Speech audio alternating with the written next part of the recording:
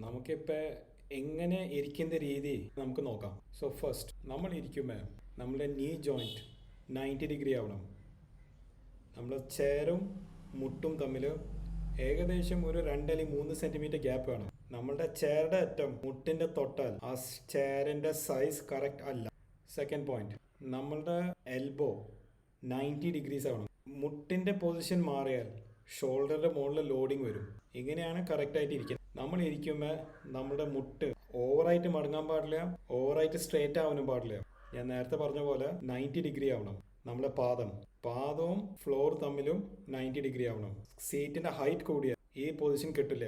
So അതനുസരിച്ച് സീറ്റിന്റെ height നമ്മൾ റെഡിയാക്കണം. പിന്നെ നമ്മൾ ഇരിക്കുമ്പോൾ നമ്മളുടെ കൈയുടെ മുട്ടും ഹിപ്പ് ജോയിന്റും ഒരു ലൈനിൽ, അല്ലെങ്കിൽ ഷോൾഡർ മുമ്പിലേക്ക് അല്ലെങ്കിൽ ബാക്കിലേക്ക് പോകാൻ പാടില്ല.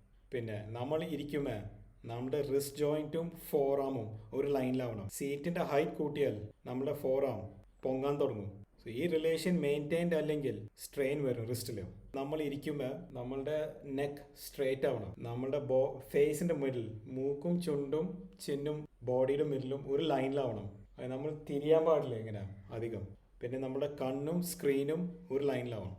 യൂഷ്വലി സംഭവങ്ങളൊക്കെ ഫോളോ ചെയ്താൽ നമുക്ക് ബാക്ക് പെയിനോ അല്ലെങ്കിൽ നെക്ക് പെയിൻ വരില്ല.